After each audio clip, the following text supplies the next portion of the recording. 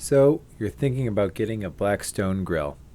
Well, I've only had mine for about 2 seasons now, but I think I know enough about it to give a fairly honest review. This is the bigger model that they sell at Costco, the 4-burner one. I got it because I thought it would be effective to cook for a big group of people if we ever needed it.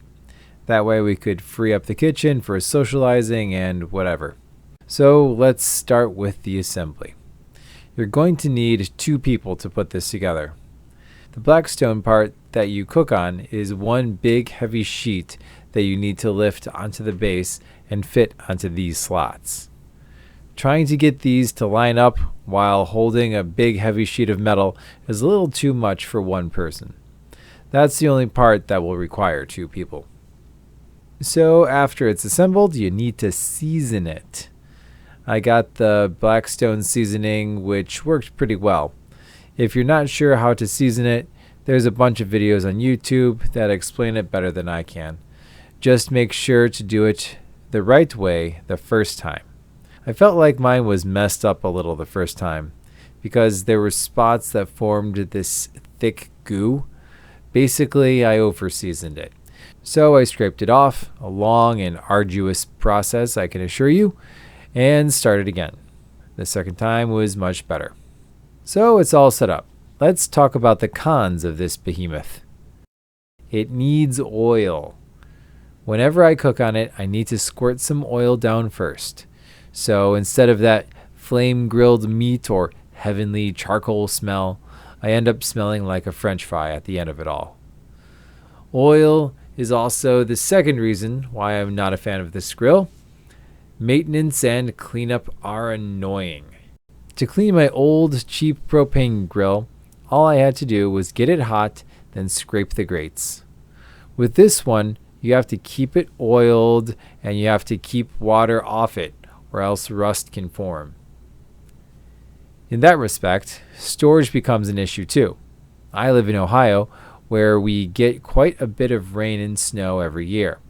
I don't want to store it in my garage, and honestly, I'm a believer that grills should be able to survive the winter outdoors with just a cover. Anyway, in addition to the outer cover, the Blackstone needs to have an additional inner cover that fits over the Blackstone plate during the winter, something that will keep the oils on there and the elements off of it. I got this huge orange one that Blackstone sells. It fits right on top of the plate, but you need to oil it pretty well before storing for the summer. I did just that, and it worked, but when I removed it, I foolishly draped it over the back of a patio chair. Well, it slipped off, and where it fell, the oil from the mat seeped into our patio stone. I tried scrubbing it out, but nothing seemed to work, so now we have this oil stain on the patio. On that matter, whenever you hang your tongs or spatula from the hooks, make sure they're wiped clean, or you'll have oil drips that make similar marks on your patio stone. In terms of cooking on it, you also need to buy some other accessories.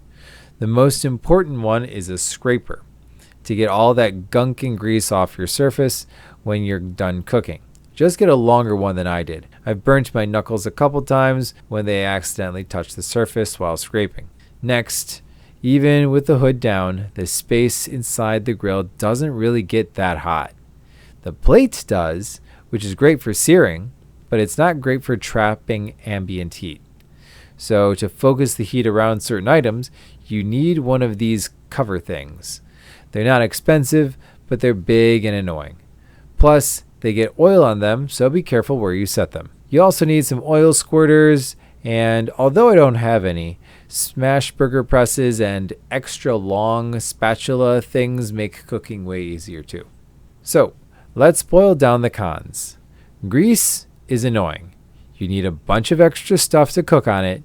Storage and maintenance kind of suck too. Alright, let's take a look at the pros. It's big. Even if you get one that's a step down from this one, I was able to cook for 5 families all on my own. That's 26 chicken thighs, various plates of veggies, shrimp, and scallops. I got a bunch of compliments on how well everything came out, and someone said they were inspired to look into getting a Blackstone for themselves. So yeah, it's great for those big events. For regular single family cooking, I think it can be a little annoying to have to oil everything up and clean it off when I can get similar, if not better, results from a pan over the stove, which is way easier to clean than a massive grill. In terms of searing, it works great. I can really see and hear how items react as they hit the surface. Making burgers on this thing is really nice too, especially smash burgers. And that's about it for the pros. So, to sum up, plenty of annoying little things that come with this grill, but if you're cooking for a big group of people, it'll save you some headache for sure. Do I regret not getting a regular grill? Well, kinda. I like the taste of flame grilled and charcoal meat better than teppan meat, but like I said, cooking for a mass of people is just quicker and easier on this thing. So, while not ideal, it was money well spent. If you found this review helpful, please leave a like and subscribe for more honest reviews and tests of home products. Thanks for watching.